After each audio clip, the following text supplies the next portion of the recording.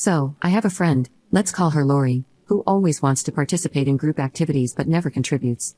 I mean never contributes in the financial sense, and most of the time, it never really bothered me. We share a friend group of 6 people, and everyone else and I always contributed extra for things like concerts, weekend trips, and so on, just so Lori could tag along and not feel excluded from the group. In high school, it was because Lori came from a poorer family than the rest of us and wasn't able to get a job due to parentification, since she had 4 younger siblings to take care of. Then in college, it was because she couldn't work and maintain her grades without losing her scholarship. Now, she can't contribute anything because she's struggling financially and doesn't have the means to save anything. I got pissed, admittedly, when I heard this because I've seen her spend her money in crap ways, and how dare she do this when we've been planning this trip for over 4 years. I know it's awful to look at what someone has and judge their finances, but Lori is the same person who had no expenses during the pandemic, because she was living with me and my great-grandmother. She didn't pay for groceries, wasn't charged rent, still had her job, and was getting hazard pay. Lori waited until it was time to start paying for everything to say she didn't have it. She said this to me one-on-one, while we were out shopping for the trip, her idea to go shopping by the way. And Lori wanted to go to stores that weren't cheap. I asked if she was sure, and she claimed she wanted to treat herself. I watched this girl spend just over $1,300 in one afternoon. Then we went to lunch, and she had the nerve to tell me she couldn't afford the trip, a whopping $2,683 per person for 15 days. Of course, I said no, and guess what? She brought in the rest of the group 2 days later, and all of them were on board with splitting her expenses. Translation: they would cover half the costs among them, and I'd be stuck with the other half because I make the most money. Saying no means I'm the jerk, and me calling Lori out for blowing half of what she'd have to pay for the trip on crap she didn't need was too harsh and uncalled for. They claimed that she deserved to feel good about herself after the life she had. Excuse me? Like I wasn't raised by my grandparents, neglected by my parents in favor of their stepchildren, working through high school, and maintaining my grades to be valedictorian. Like I wasn't struggling until I got a good internship because I had to work. Yeah, I'm financially secure now, but why the hell should Lori be rewarded for bad spending habits? They're all upset now because I told them I'd go on a trip by myself. They didn't think I'd cancel it and go through with booking a trip for myself. It's costing me more, but screw them.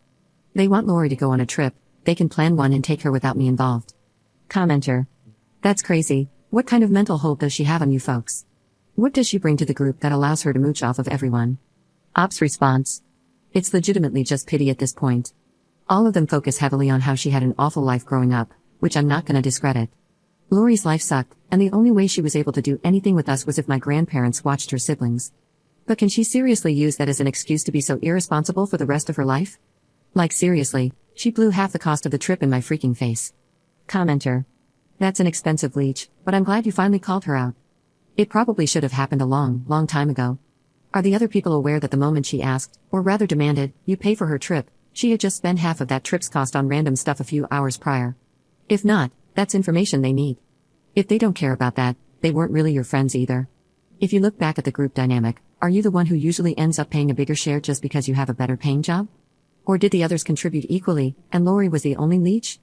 Ops response: at first, Lori was the only leech, but with the ongoing text argument I'm having, my eyes are starting to open.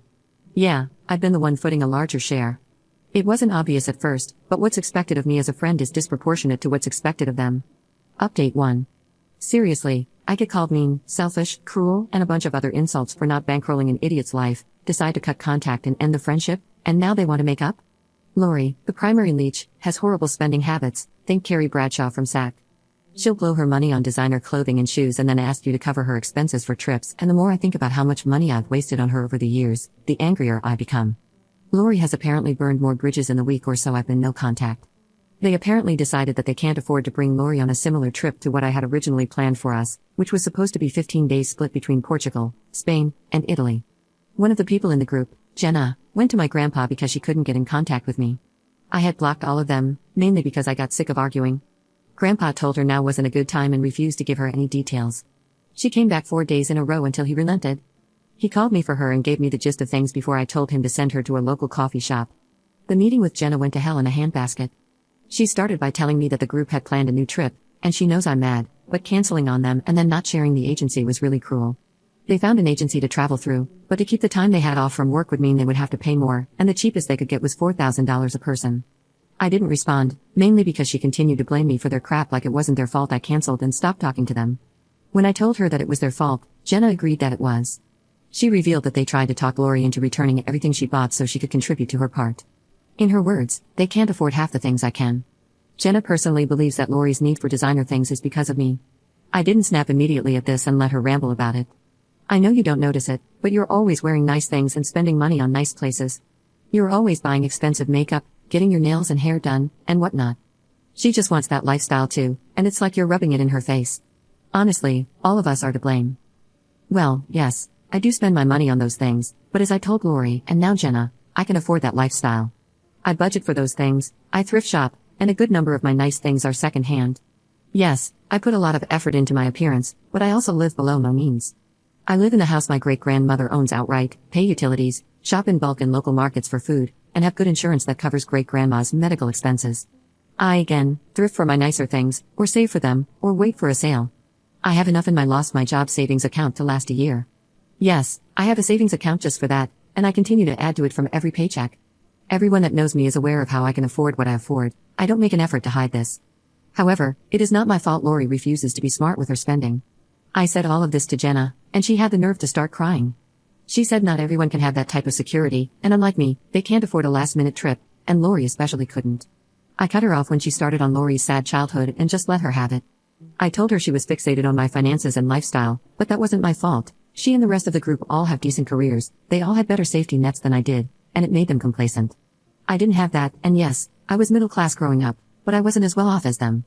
Yes, I had a grandpa who would spoil me, but it wasn't to the extent they think. I still drive his old Impala, but they all thought I had been the first to get a car in our group because I was spoiled. They didn't consider the fact that his eyesight was going bad, and he couldn't drive me around like their parents did, so I took up driving. And don't get me started on college itself. Lori had a financial aid package because she was poor, Jenna and the rest had family that could pay off their tuition and living costs, and I barely got any aid and had to work because my grandparents couldn't afford it, and my parents refused to acknowledge me. If I hadn't landed an internship-turned-career that paid off my education, I'd still be in debt. Jenna kept crying. I told her to stop, that I'm sick of them and their crying. I threw her getting cut off by her parents in her face, told her that it was because she's a financial leech just like Lori, and that was her problem. I'm sick of them acting like I'm the problem, and I was done listening to her efforts to villainize me. Rather than whining, maybe she should think about why her parents cut her off and why I am also cutting her off, because she likes to blame everyone and everything for her failures. I shouldn't have said it, but I did. You got kicked out for stealing someone's essay, you wasted their money, and I damn sure won't let you waste mine. Grow the hell up, and don't ever bother my family again. Then I left her there crying.